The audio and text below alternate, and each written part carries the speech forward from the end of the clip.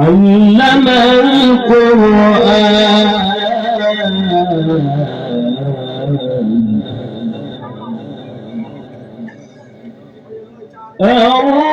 الرحمن علم القرآن خلق الإنسان علمه البيان